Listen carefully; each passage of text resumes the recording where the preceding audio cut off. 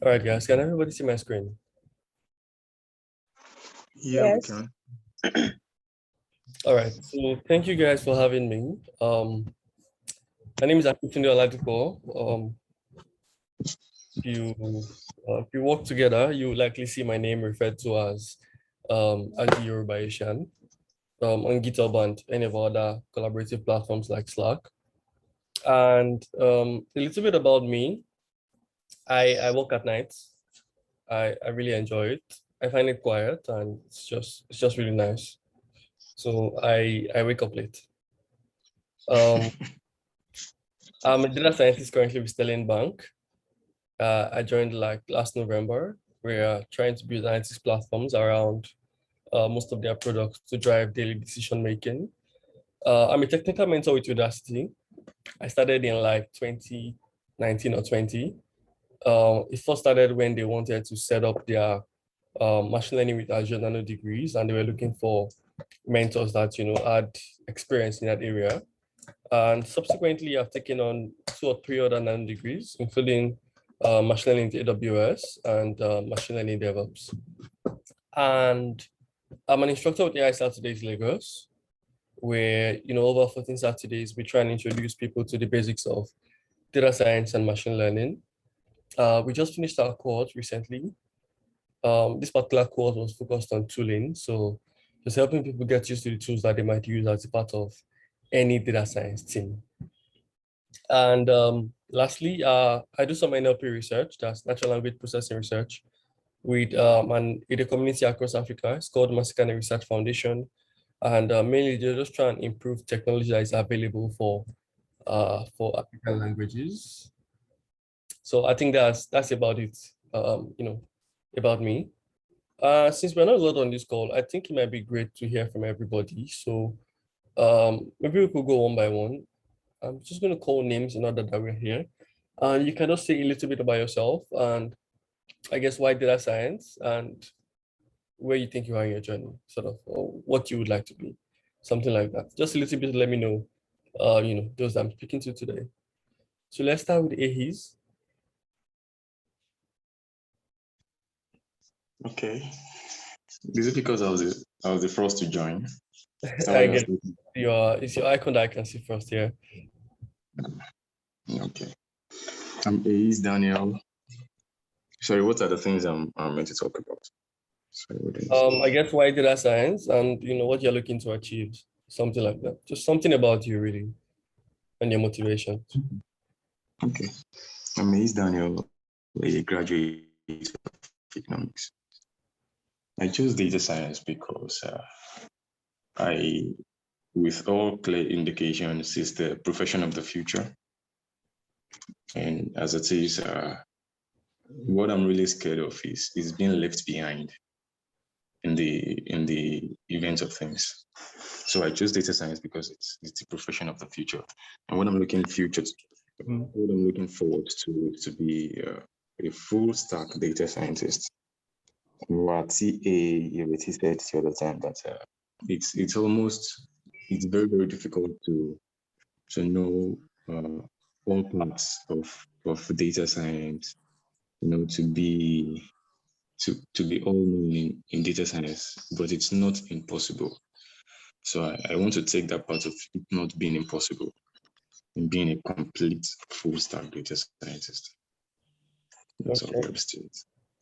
All right. All right. So Joy and Akeju said they are not available to speak. So I'm going to skip Joy and let's have Dimeji. Dimeji, can you hear me?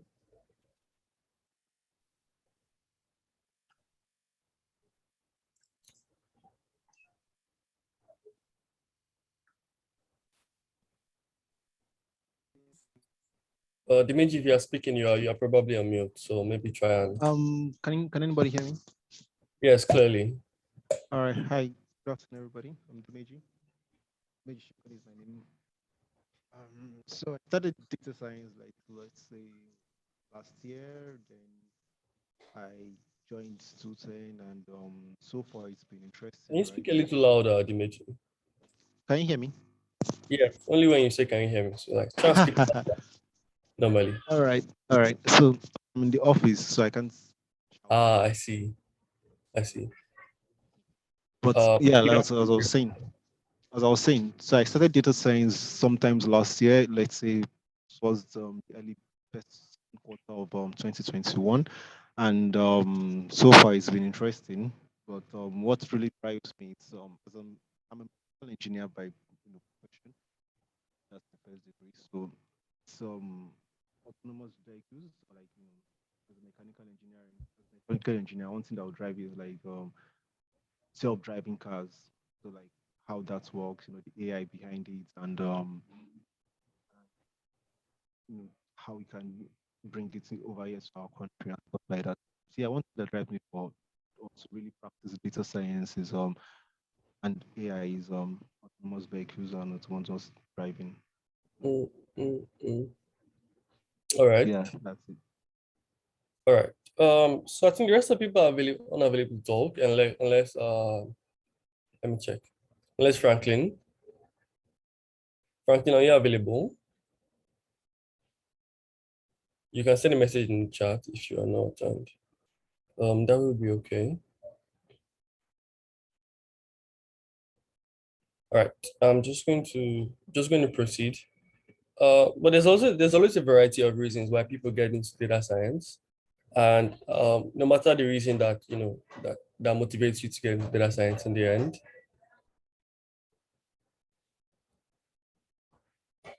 Oh, okay. Thank you, Akeju, for sharing. Thank you for sharing. All right, so like no matter the reason that motivates you to really get into data science, there are some things that you cannot escape. And the first one, of course, is the learning curve, right? There's a bunch of things to learn. You of course have to learn like language Python and start to learn tools that you work with and start to learn that most of the examples that you work with might be sample data, and it's a lot cleaner than what you might find in the real world, and start to learn about deployments. So there's going to be a learning curve regardless of whatever background you're coming from and whatever your motivations are. And through it all, you will also have to contend with trying to find the right job for you and trying to be good at your job. And I guess that today we are trying to look at how you can get that right job, right? And in order to get that right job, you need to get yourself a portfolio. And you might ask me like, why do I have to build a portfolio? Why can't I just have my resume? And they're not really separate things, right? The purpose of your portfolio really is three things that I see. Is that because when you set out to build your portfolio, it forces you to structure your learning journey. And as data scientists, this can really be important because there's a deluge of information, a deluge of courses, and a deluge of tutorials about becoming data scientists. And so it can get really difficult to chart your journey. You are constantly starting and stopping courses, right? And leaving them halfway and wondering what you should be learning. Maybe, in fact, your friends might be learning something different, and you think, let me start with that. Let me join this person. And when you set out to build a portfolio, it forces you to structure that learning journey because now you have sort of aims and objectives. You know that I want to add this particular type of project to my portfolio. So let me focus my learnings in this area for now, right? So that's one thing it does. It helps you to structure your learning journey. And then it forces you to build projects on your capacity, right? Because you have to set out to say, okay, this is the type of project I want to include in my portfolio. So you have to go and start learning about how do I attack this type of problems? How do I find data for it? How do I, um, you know, what structure should I build the project around? And, what should be the narrative? What do I find? How do I present results? And how are they usable for businesses or for individuals? So these are all things that you do as a data scientist, really. And, having to build a portfolio forces you having to build a portfolio forces you to start to think that way, to act in that capacity. And the last thing is because you're going to need a way to show recruiters and collaborators what you can do.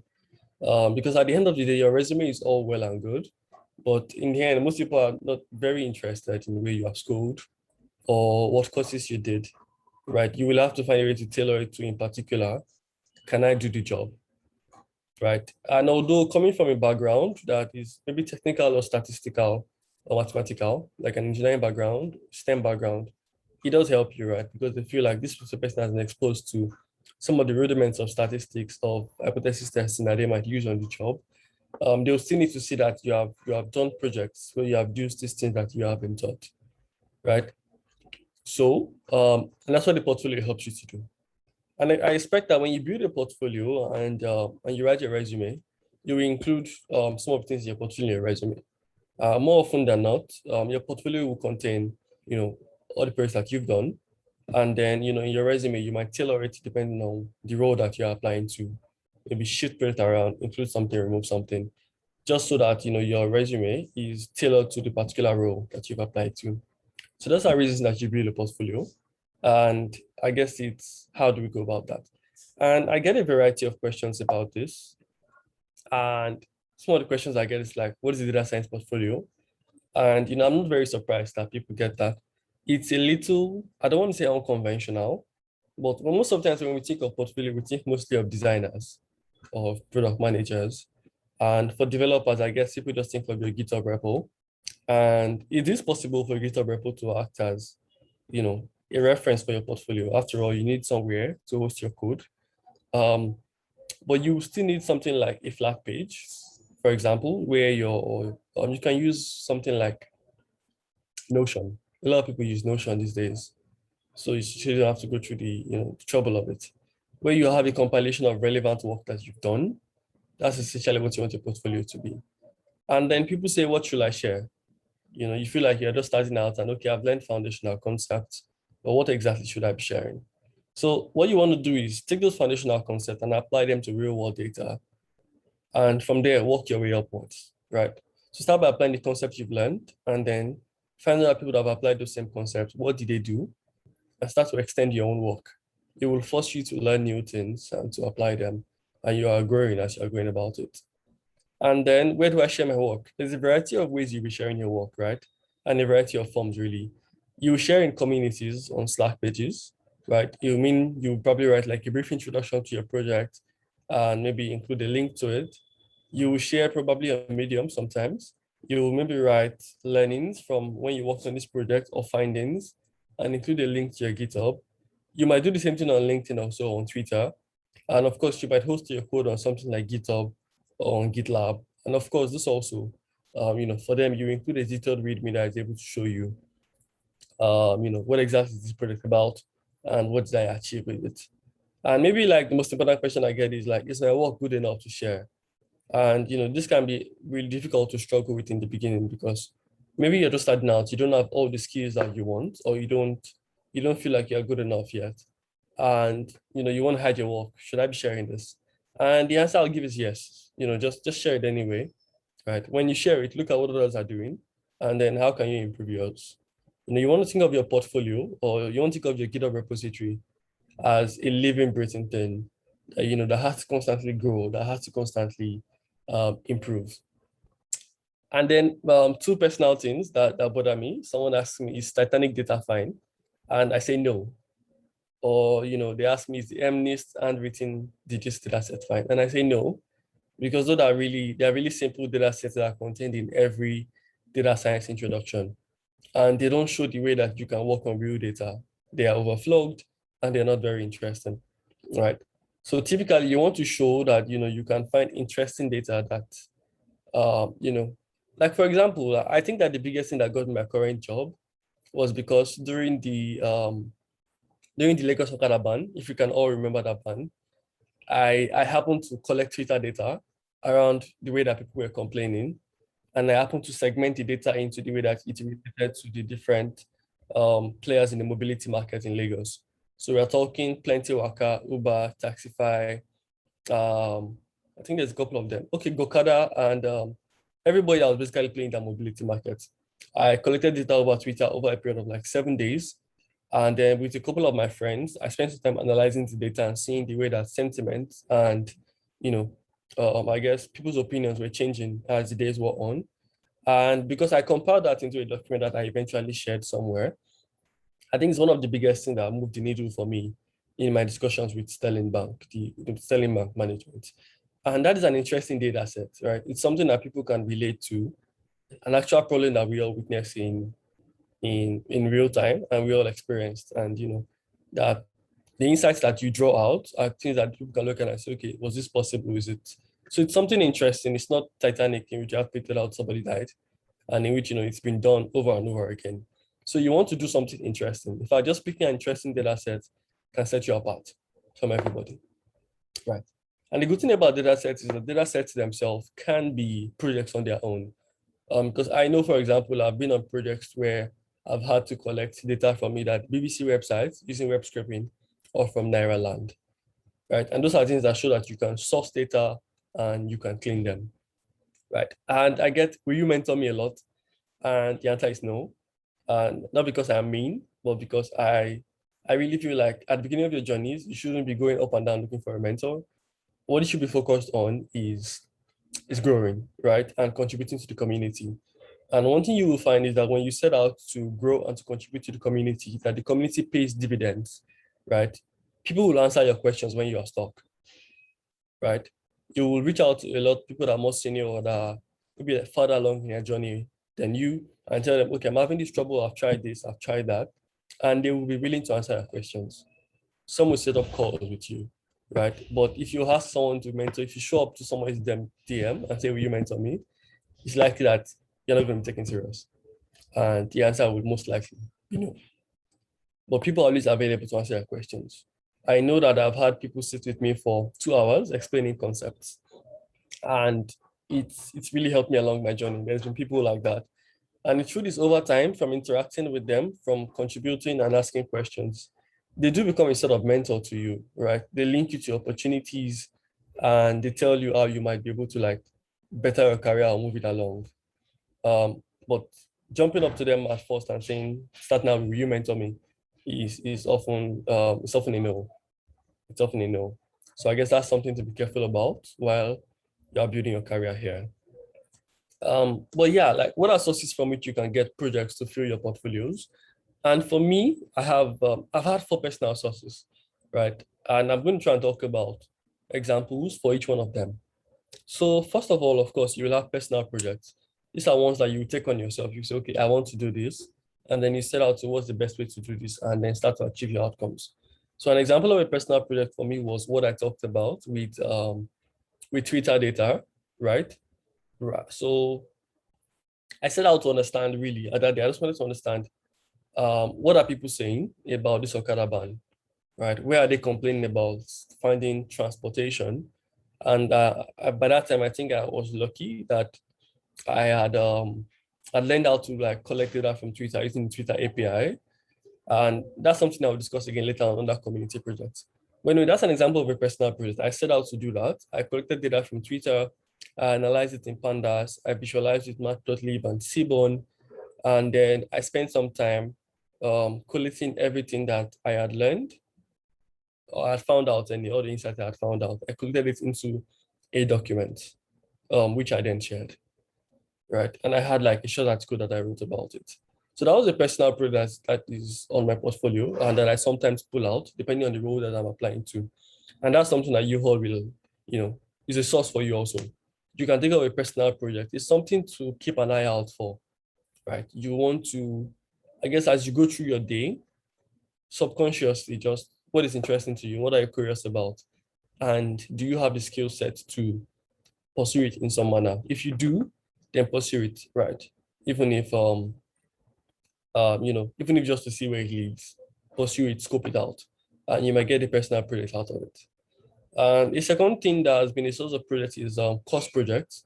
So typically you will end up taking courses either with Udacity, with Coursera, with Udemy or on YouTube. And many of these courses always include projects that you can take on, right? I know, for example, that when I did when I did the machine learning engineer course with Udacity before I came in as a mentor, I know that I had to do 3 or 4 projects in order to pass the nano degree. And each one of those projects, what you can do is try and flesh them out. Don't just turn in the project so that you can pass. Try and flesh them out and add a little bit more of detail. Build kind of solutions around it. Imagine that it's a business that needs it and that you have built it for. Imagine that it's a problem that the business had and that you have built it to solve. So that's another source that can be important to you. Don't just build it and say assignment 3 of my nano degree or assignment 2 of my academic course. Try and think of a way that you can flesh out those projects, right? It will show that you can connect.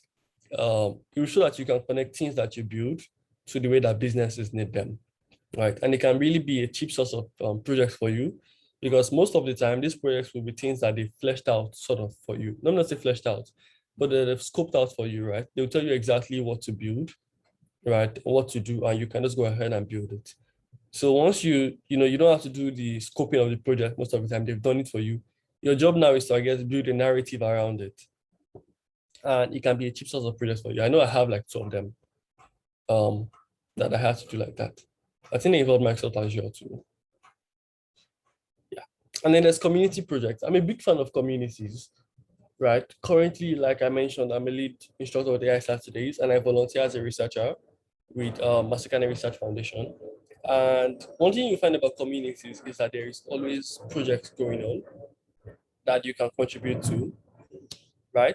And the good thing about this is that not only does it help you like contribute to a project that you can include on your portfolio, it allows you to work with a lot more senior people who have like a better understanding of this area than you, and whom you can learn from and build like a relationship with. So community projects can be really invaluable to you as as a starter. And the good thing about communities is when people see that you are putting effort to contribute and to learn, they get behind you and try and assist you, especially if it's a community project. That really is always the aim of communities, right? So if you join a community project, you will often see projects that are bigger than you that you can contribute to. But when you contribute to community projects, they will allow you to own, a certain aspect of it. And in the end, you can add it to your portfolio and say that, on this particular project, this and this and this is what I contributed. And most communities will probably open source the projects that they work on. So it means that you can even claim, to be contributing to open source, right? And that's another way that you can contribute. And you get a project for your own portfolio that says exactly this and this and this what I contributed, and you get to work on community projects. The good thing about working on a community project also is that you get to learn a lot of things. Like for example, I got to learn about Twitter API by working on a project with AI Saturdays, right? During the pandemic, yeah, it was during the pandemic or earlier. I think AI Saturdays were trying to collect data related to in local languages, related to common tasks that people performing. And we're looking to see if we could collect data like that tweets that people wrote in Yoruba or in Pidgin or in any of our local languages. And I was part of the team that had to build a system to like automatically collect tweets in this particular language that we're interested in. And because I spent a lot of time there, I got to build a really good understanding of Twitter API, right? And that expands not only my skill set, but also the projects that I can take on going forward.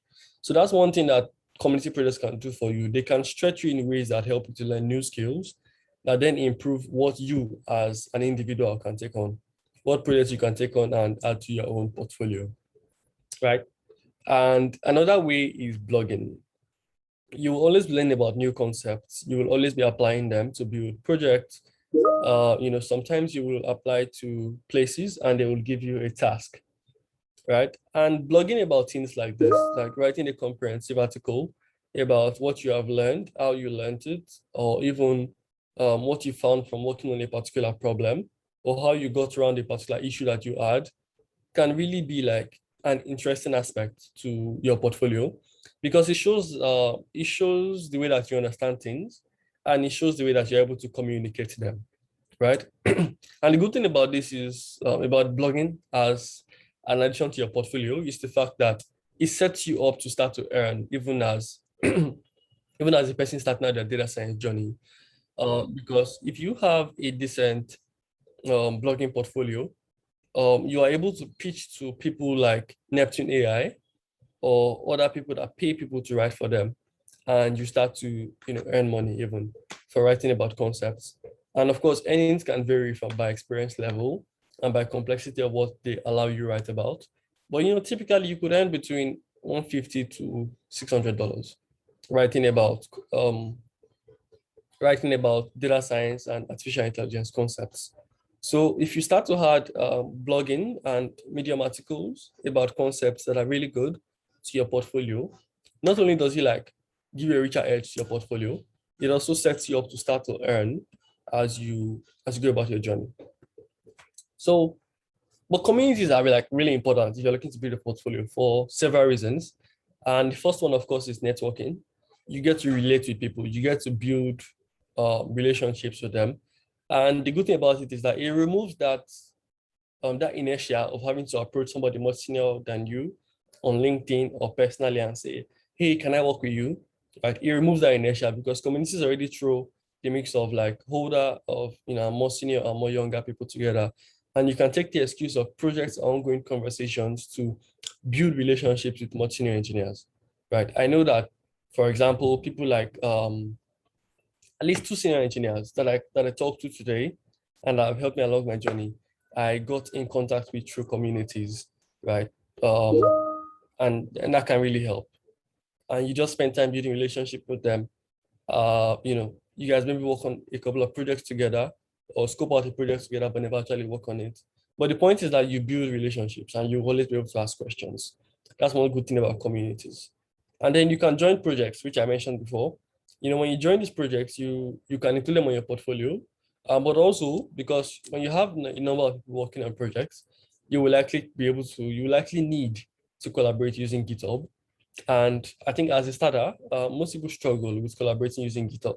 So communities can really be a icebreaker for you here.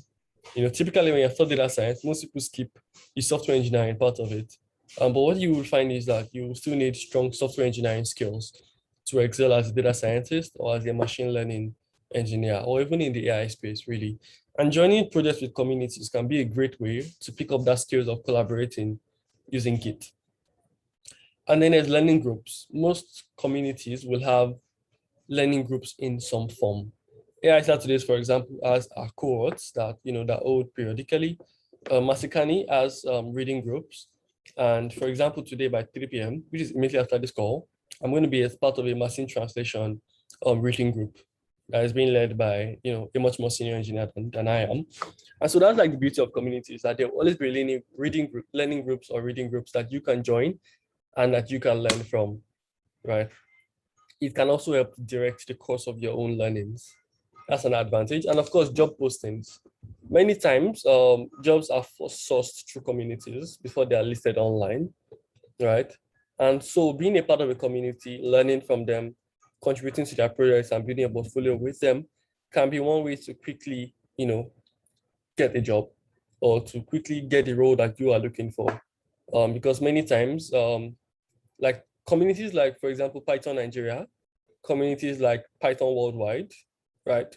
Or we'll always have a channel for job postings where recruiters will come and say, typically, we are looking for someone to fill this particular role or that particular role, on and on like that. You get to see job postings listed there, and it can help improve your job search.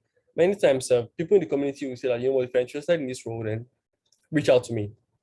I'm able to make a recommendation for you, right? And so if you're a part of a community, if you've contributed, shown exactly what your skills are, many times you get a recommendation, and it can be what makes the difference between whether or not you get the role that you are looking for that can move you ahead in your career, right? So as you go about your journey, really, I would say that communities are important to you, especially when you want to build a portfolio, and not just formal communities, but also, let me call it friend group, for example.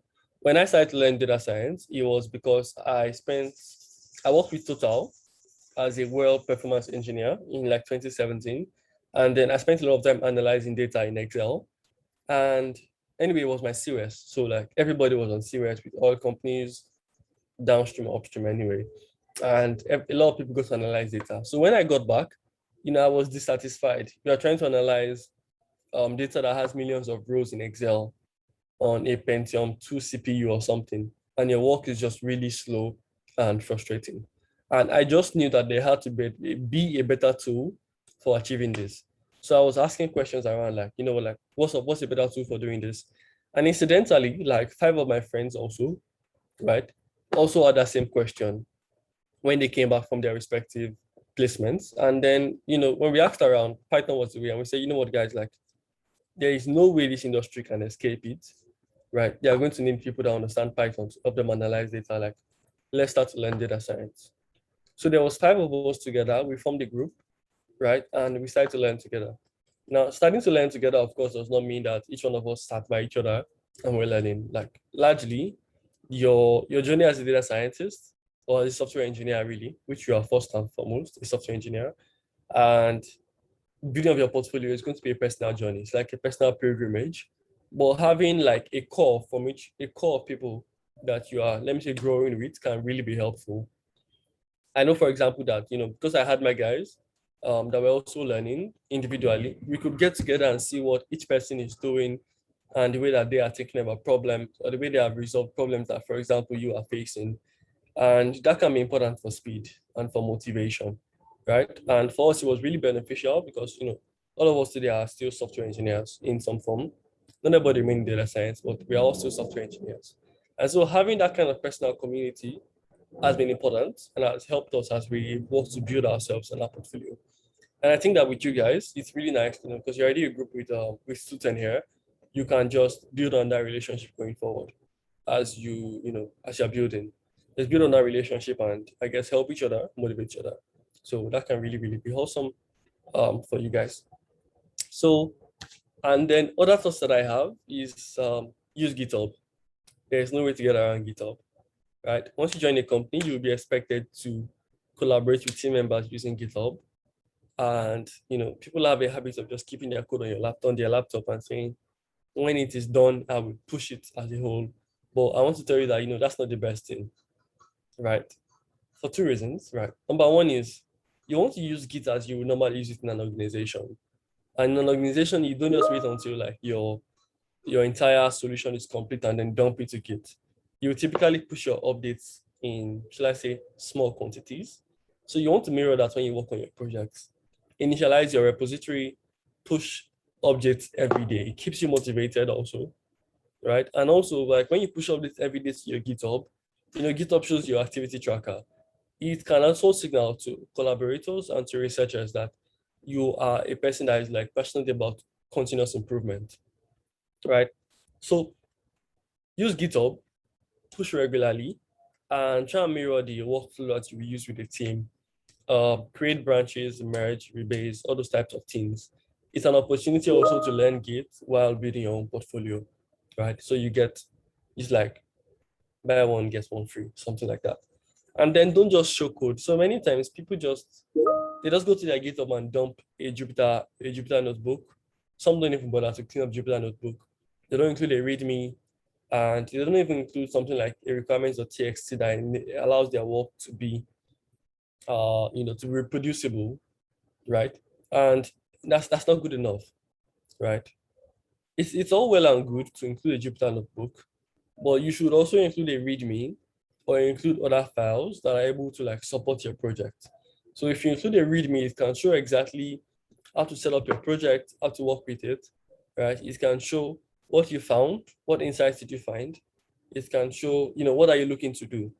What are ways you think you can extend this work going forward, right? And the good thing about it is that when you do extend the work, you can actually go back and edit your README and say, okay, as at this particular date, I made this particular edit, I extended this project this particular way, and show that you're committed to the projects that are on your own portfolio.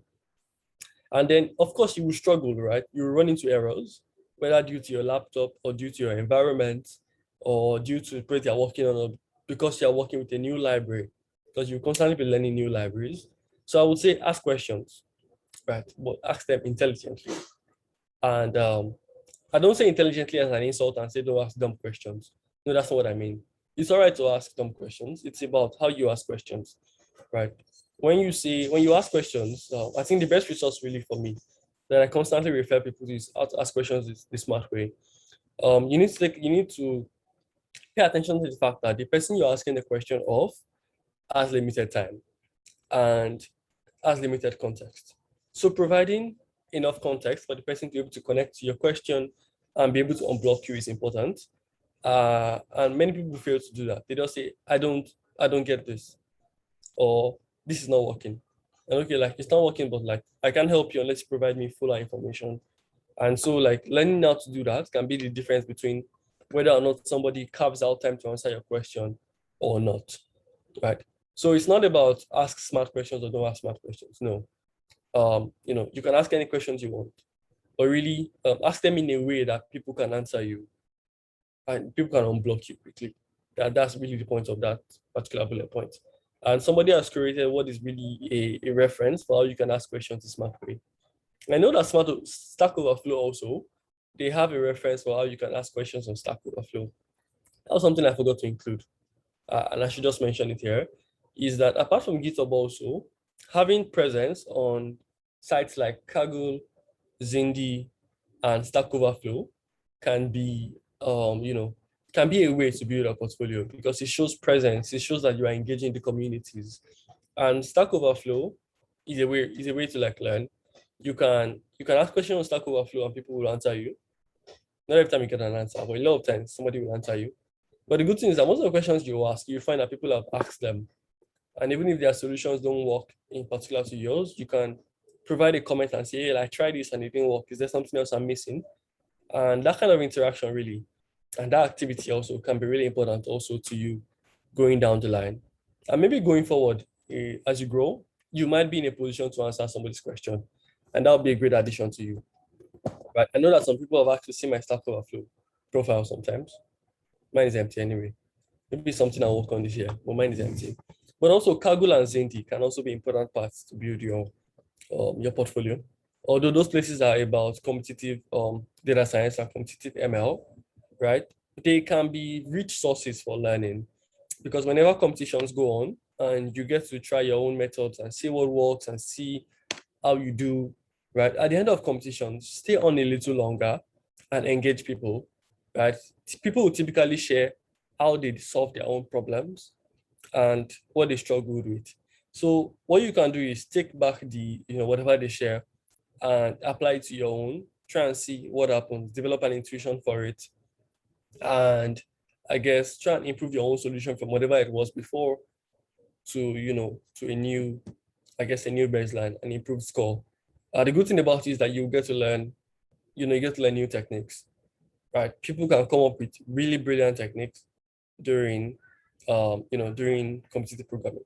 I know, for example, that I think like around 2019, when McKinsey, they hosted data science competition and I joined in, and there was a Slack page for it. And I didn't get to make top 100. It was like all over the world. And the difference between people was like 0.000 something, very minute differences. And you wonder how can people eke out that minute performance that they need to give them an edge. And at the end of the day, people started to share some of the things that they tried. And one very interesting thing that I learned from there was target encoding.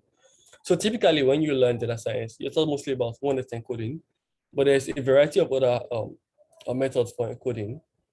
And one of them is target encoding, in which you encode a category depending on the target variable. So let's say, for example, target variable is a classification problem. You have 1 and 0. With target encoding, you might try and just, what is the average frequency for this particular target? Right, like so what's the average frequency? What's the average, should I say loan default, for example, for people that are age 18 to 25?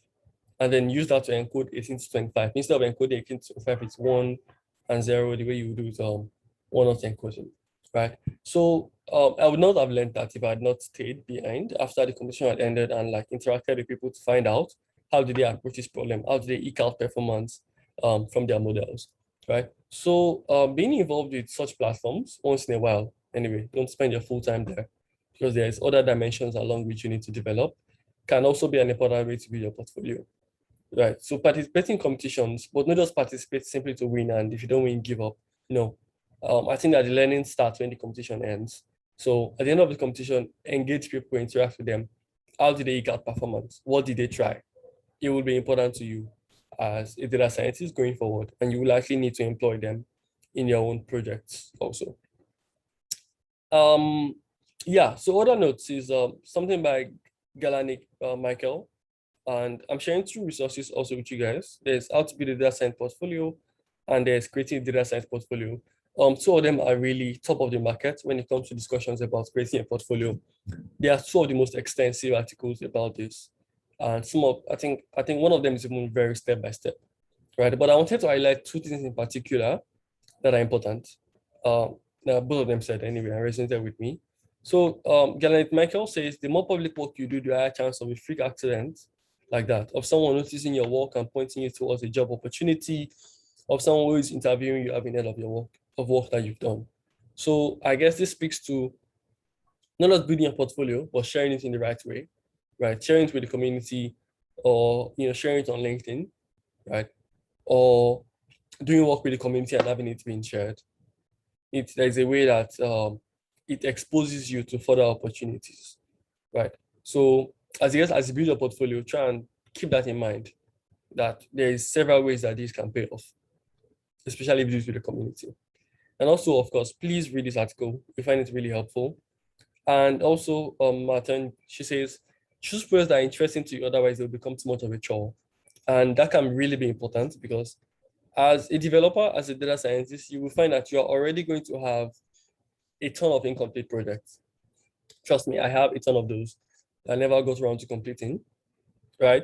But try and choose projects that are interesting to you. Like, for example, when I worked with the Twitter data about the Okada ban, I was very interested in that data set, and it allowed me to complete that project. It wasn't too much of a chore. I was excited. I woke up 7 a.m. every day so that I could collect data for when people are going to work. Because I know that when people are going to work, they will constantly be on Twitter and complaining or banting about what's going on. And it was a great time to collect information, right? So because it was interesting to me, I could devote myself to it. And it helped me complete that project, and it has helped me down the line. There's a third one I wanted to include, but I believe that I missed it. It's about the fact that your portfolio is not something it's not a one-off thing that you build and that ends, right? I expect that as you go into data science, not only is your skill going to grow, you might choose to specialize in a different area. Like me, for example, now I'm building a lot of capacity around natural language processing. So I am having to build a portfolio around natural language processing. So what you want to know is that your portfolio is something that will be changing over time, that will grow over time, that you'll be adding things to, and that you'll be improving. So it's not going to be a one-off thing, right? Don't try and say, okay, I need to create this one-off thing, and then that's all. No, you're going to need to be adding to your portfolios as your skills grow. You need your portfolio to be representative of what your skills are currently. So you need to constantly either be improving them or to be adding new projects. So even I am currently working on a portfolio. It's like a living, breathing representation of my own career. So, and then I guess one thing that I try and keep in mind for my own self, and as well as try and tell people, is that your career is a marathon, not a sprint, right? So you'll be in a rush to upskill, to get a job, to learn, to earn. But at the end of the day, right, these things don't happen in a short time, right? For me, I started learning Python from like 2017. Then I got my first role like when I left school 2019. I was 7, and I think I spent like a year and 6 months with them. And you know, from there, I think I've taken like 3 or 4 other roles after that. But yeah, it's still a career. It's still a marathon. It's not a sprint. It's not something that happens overnight.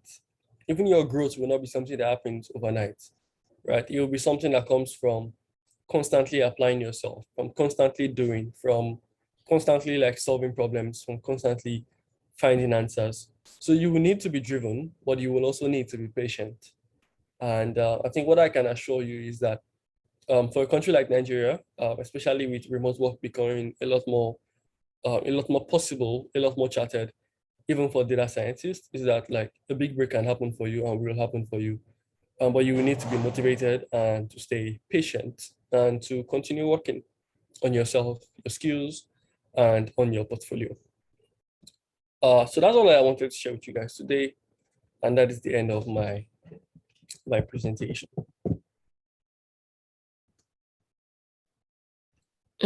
Amazing. Thank you very much, Tunde, for taking our time to put this together. You need the water that you just took because you've been talking since since 12. So yes, thank you very much. I don't know if the learners have questions. Yes. Dimeji, Ace, Faith, Franklin, Joy, Miriam, Osholali. Do you have questions for Tunde?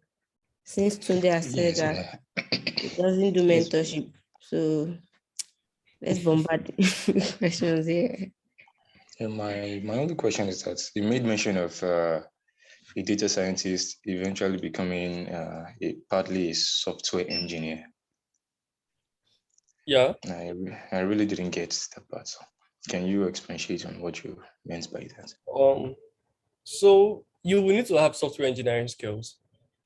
You can't, when I say software engineering skills, I'm not asking you to learn JavaScript and HTML and, and start to build websites. That's not software engineering skills. That's web development skills. But you need to learn software engineering skills related to things like what algorithms are best for solving this problem, right? Or, what data structure is best for handling this amount of data? Or like, what is the best way to collaborate as a team? Do you get what I'm saying? And especially when you start to move around to deployment of your models in machine learning, your software engineering skills are going to come in very useful to you, right? Because at this Okay. point, it's not just about fitting the model and testing it. It's also going to be about serving the model so that people can use it. It's also going to be about collaborating with others. It's going to be about working with large data. If you get to work with a bank, for example, you work with data that can be very large, and choosing the right, algorithm or the right data structure can be the difference between how fast your script run and usable, whether your script is not usable. So you actually need to double back and strengthen your software engineering also. Do you get? Okay. So Okay. learn Python and learn it well. Learn the data types in Python and learn them well. Learn the peculiarities of Python. Learn object-oriented programming. You can't escape it, right? Oh, Learn those things also. okay. So that's what I mean. Okay. All right. Thank you very much. Okay.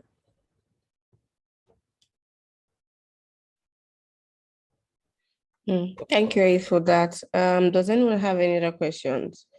It could be related to data science and not really about portfolio. If you just have questions, I'm sure Tunde will be glad to answer them. Yeah, so you guys can ask anything. If you cannot talk, you can send a message in the group chat. Mm. I'll just read it out and attend to it. Yeah. So I think I may have a question. And it's about putting out learners, mostly data scientists, can put themselves out there. So through the journey for our learners in the program, they started, most of them, or some of them started as beginners, and now to an extent, I want to believe that they have vast knowledge as to what to do as a data scientist. So they're done with the learning, it's time to start projects, and eventually they start to put themselves out there for jobs. I'm aware that some people already got placements, internship placements. So how do they put them? How do you suggest, or how do you advise that the learners put themselves out to the right audience? I guess the first thing is finding your audience, right? Finding your audience can really be your audience and your community. Let me say that. It can really differ based on the type of person that you are, and also exactly what you want to do, right? So I say that because there's a lot of people that are willing to share everything that they learn every day, and they'll go on LinkedIn every day and tell you, okay, I learned this today, I learned that today, and that's one way to put yourself out there. But not everybody can be like that. Not everybody likes to be to do that type of sharing, right? For you, it can be about sharing concrete projects that you have completed, or a problem that took you a while to solve, and how exactly you solved it. Those can also be like interesting things to like put out there, right? But also like in places like Twitter, for example, you often find communities. They will not be explicit communities, but you will find people that talk about the things that you work on, the same types of problems as you, or even like bigger problems than you. I would say follow them and just read along, see what they are doing, types of things they are working on, how they are approaching problems, and how they are sharing their own content, and start to tailor your own towards that. But of course, in a way that like resonates with you. Right? Like for example, for me, I don't talk a lot on media, right? For me, like the biggest part of my career has been communities. So AI Saturdays, Masakani, and then there's this global one I'm trying to like contribute to a lot. It's called the MLOps community. It's a global community for people that handle machine learning operations. So for me, like I'm not a very extroverted person, so I don't like to share on my LinkedIn or my Twitter.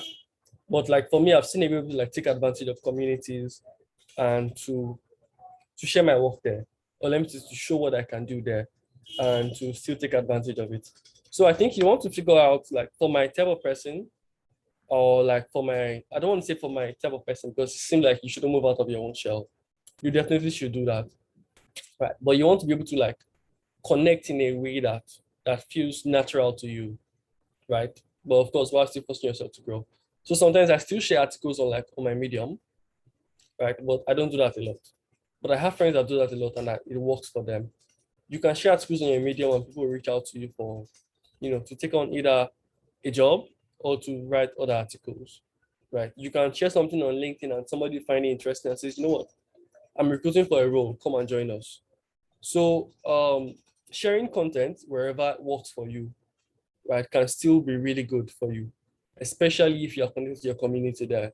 So if you imagine you're sharing data science content, but people you're following on LinkedIn or that following you on LinkedIn are like, I don't know, petroleum engineers, right? There's a disconnect between the people viewing your content and those that should be saying it, right? So you need to like curate your network so that the people that are seeing what you're sharing are people that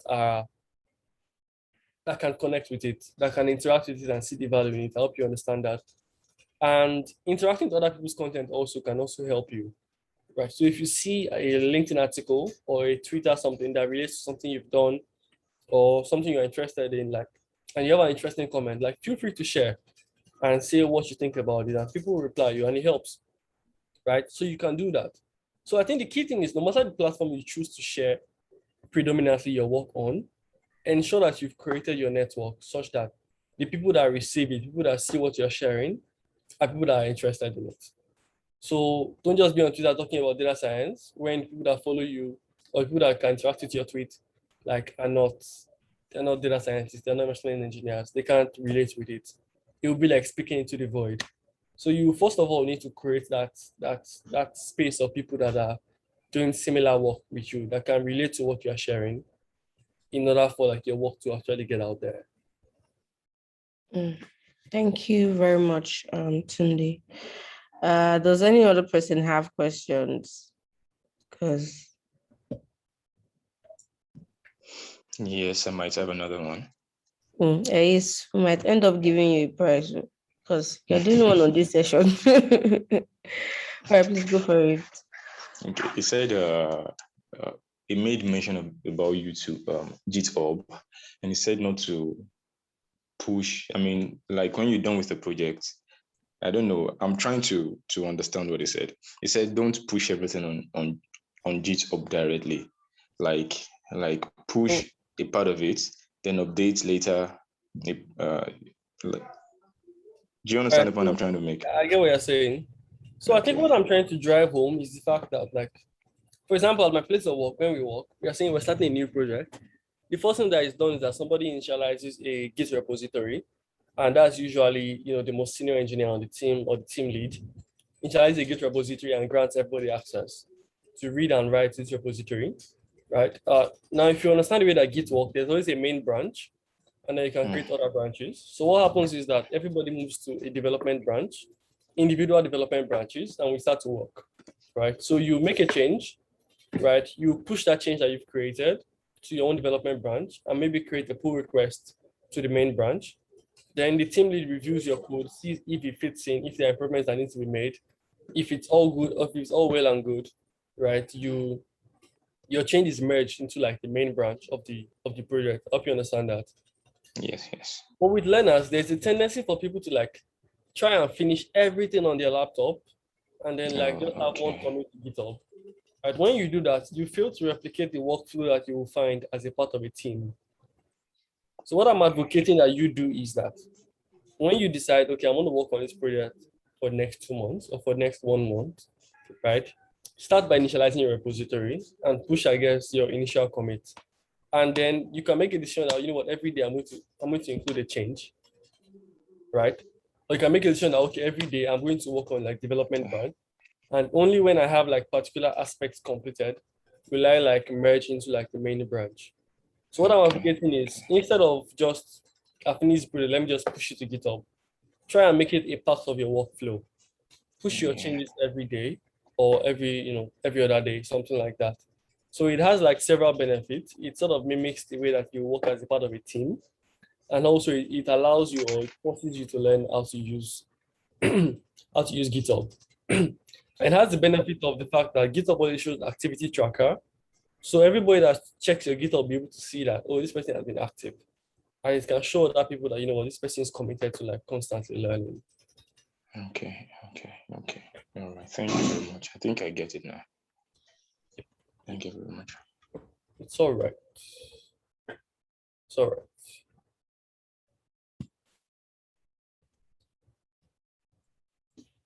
All right. Does anybody else have a question?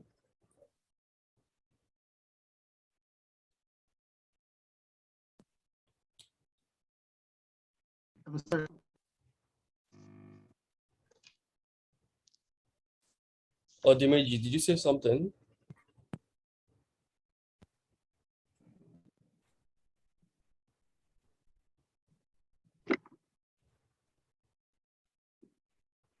You can send a message in the chat if you're not. Okay, sir. For starters, what are the projects you'd advise us to work on to build a portfolio?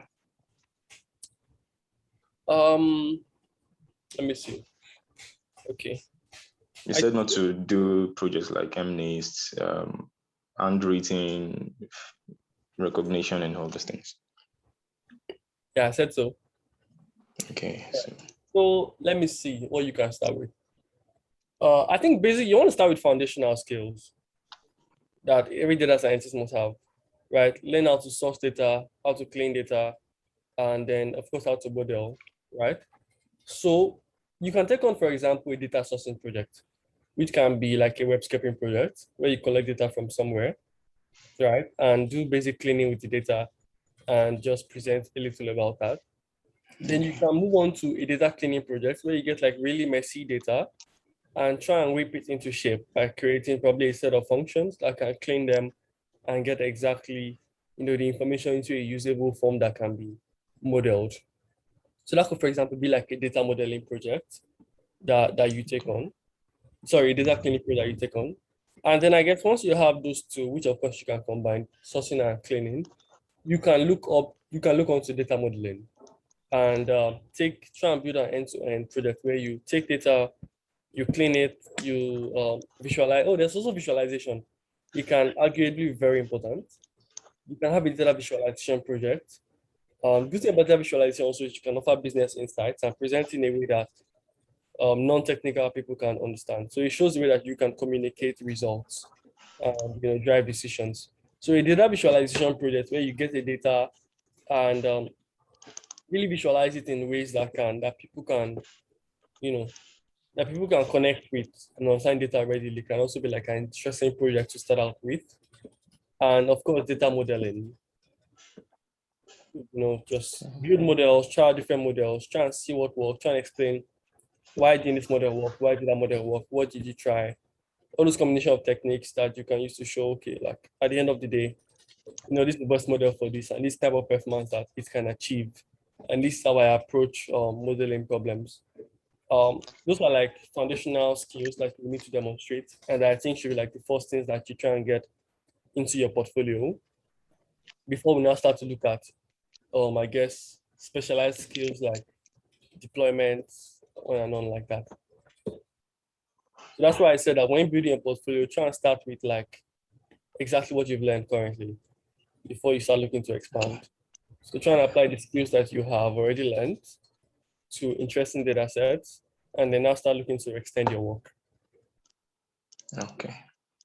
Yeah. Thank you, sir.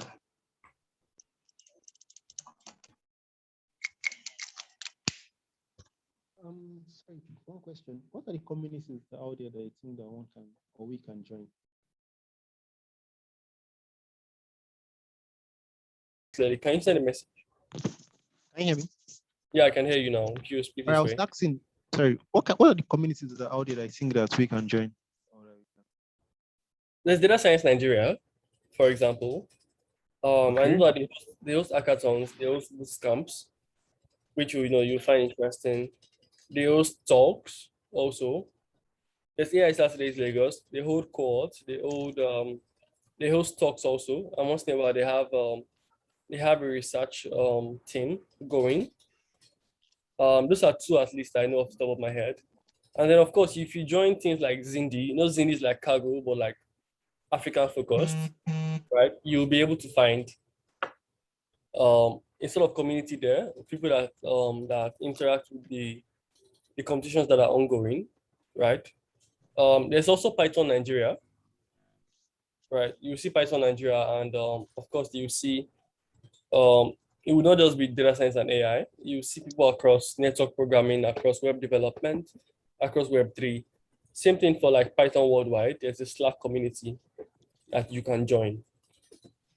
So there's that. Zindi, more like ZIN or SIN. Zindi is ZINDI. Zindi is exactly like Kaggle, but data sets are very African. So it's a lot more interesting than Kaggle for me, to be honest.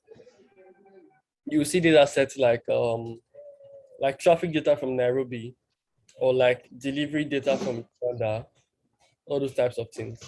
It's a lot more local and can be really interesting. The second one you mentioned, the second community you mentioned after Data Science Nigeria. Was it AI Saturdays Lagos? Yes. Sorry, come again. AI Saturdays Lagos. AI Saturday is Lagos. I sent a message to group that AI Saturdays Lagos. Saturdays. Okay. Saturdays. Okay. Saturdays. Okay. There's also AI Saturdays Ibadan, AI Saturdays Abuja, AI Saturdays PH. It's across like seven cities in Nigeria. Then I also mentioned Python Nigeria. There's a Slack page, and there's Python Global Community. Off the top of my head. Then of course, like for AI research, there's Masikani. So yeah. Makeju, you say you have a question. Okay, sorry, you've not heard my voice all this while. Okay, All right. I've been in a place where I'm not free to talk. Okay, let me just quickly ask. The data you said you got for your sentimental analysis, the Twitter sentimental analysis. Yeah, how were you able to get those data from Twitter? So Twitter has an API that you can what's it called? That you can register for and get to use. Let me see. Can you guys see my screen? Well, I think I only Yes, we shared can. nothing. Just give me a moment, then let me. You can still see my screen, right? I think I zoomed out of. What can you guys see now? Your slide, potential sources. Okay, so I'm just going to. So there's a Twitter API for developers that you can. You typically have to apply. They will ask you why you're applying. You just tell them that, oh, I'm learning stuff with this community and I have to do a sentiment analysis project. They'll give you a standard API. So once you get the standard API, where do you apply? There's somewhere to apply. Well, I've not applied on this account. I have another account. So once you apply, you'll be able to make use of the Twitter API to collect data from Twitter. You can search Twitter, you can reply messages, you can stream your timeline, or you can like search for something and just stream information, stream tweets as they come in. So you'll be able to do all of that. The good thing is that somebody has written a Twitter library for interacting with Twitter API. So typically you just have to pip install Twitter and to start developing. Of course, you need to get your API first, the API token. So apply for a Twitter API token, get it, install Twitter, and then start to interact with the API. Okay. So I can get any data from Twitter. Yeah. So they don't give you full Twitter data, of course, right? They give you, for search, I believe they give you like the last 7 days. Okay. Not everything in the last 7 days. They give you like a sample of the last 7 days. You cannot get results later than 7 days. And for like real-time tweets, they only give you like a sample of it. You can't get like the full thing. Unless, of course, if you pay for like enterprise API. Okay. Okay, so what if I request for last 7 days data today, then next week I request for the last 7 days data again? Can I Yeah, do you that? can do that. But like I said, they don't give you all the data for the last 7 days. They give you a sample of data from the last 7 days. Sample, okay. Yeah, so the only way to get all the data is to pay for enterprise API. Will the sample be enough to create models? Trust me, like depending on like how what do I call it? Depending on how, should I say, active that topic is, like even with a sample, it can really fill up really fast. Sorry, didn't hear that. I say even with a sample that they only give you, you can run into like hundreds of thousands because people talk a lot. So Okay. for example, now like the trending situations in Nigeria, maybe as regards the traffic situation or even the so-called elections, elections that will be holding, next year. So I could get a data sample for it, right? Yes, you can. Of course, it's really about like when you use Twitter API, it's kind of like tweeting. Okay, so sorry to cut you short. Yeah, sorry, yeah. Sorry. So when you hear some of these Twitter polls and all that, so this is how they come about some of these polls. Twitter polls, I believe you can just like create polls on Twitter now normally. Okay. And people can answer them. Well, you can, for example, like just imagine you search for elections, and you see all the tweets that pop up. Okay. They are the same thing that can happen if you're working in Twitter API, right? Twitter API now additionally, like, hold on, let me just send this away. Hide flows meeting. It now like has you can sort of like fine tune your search, right? Like I can narrow my search to only Lagos by specifying the longitude and latitude. I can specify like like a square bracket longitude and latitude where I want you to collect tweets from, or I can say tweets that contain elections compulsorily, on and on like that. So there's a variety of ways you can apply the advanced search using the Twitter API. Okay. Yeah. So I know that, for example, I remember that I collected all the tweets that Buhari tweeted one time out of boredom.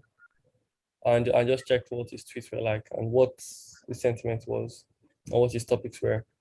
So with the Twitter API, you can really do like advanced, advanced search of the whatever is going on Twitter and analyze it. Okay, thank you. Yeah, so that's it. About the Twitter API and how to go about it, is there an article you can refer us to? Nah, just search for Twitter Developer API. If you search for Twitter Developer API, you see where to apply. So I guess the key thing is when applying, don't sound like you want to do anything suspicious or like you want to build an enterprise product. If you sound like any of those things, they won't grant your API and you will not be able to, what's it called? You won't be able to like reapply. You're permanently, you're permanently rejected. So we search for Twitter API, you see this introduction page and you see where to sign up for a developer account. So you just sign up for a developer account and you answer a bunch of questions.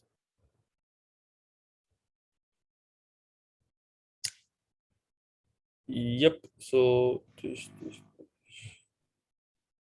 that's fine. Accept. So it just ask you a bunch of questions that you will have to answer before they can grant you API. Maybe like max 7 days. If you agree with you, they'll give you your API. Okay.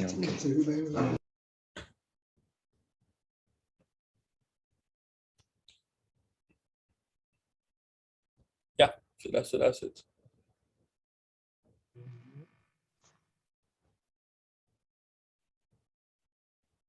Does somebody else have any other questions?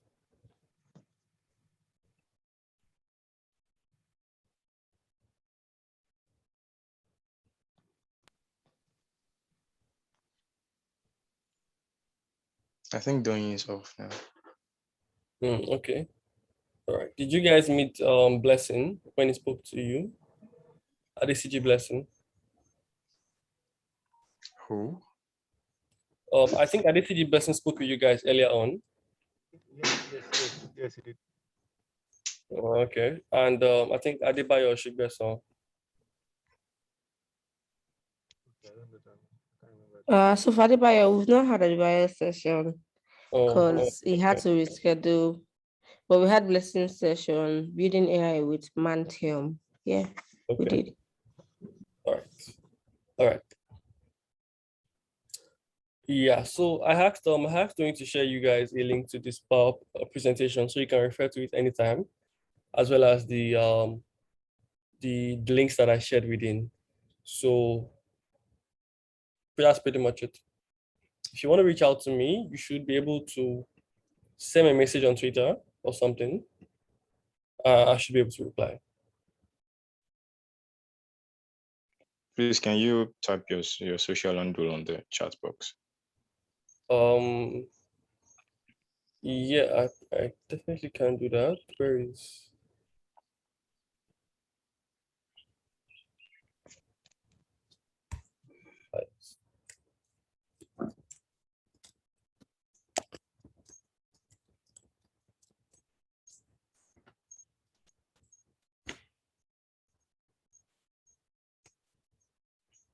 All right, so that's my Twitter.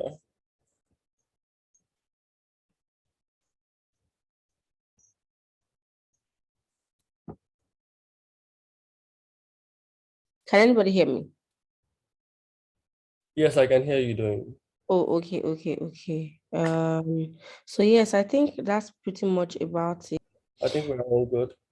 Yes. All right. Thank you very much again, Akintunde. So that brings us to the end of the session today. Thank you very much, everybody again. Enjoy the rest of your day. Bye, everyone. All right. Take care, guys, and best of luck.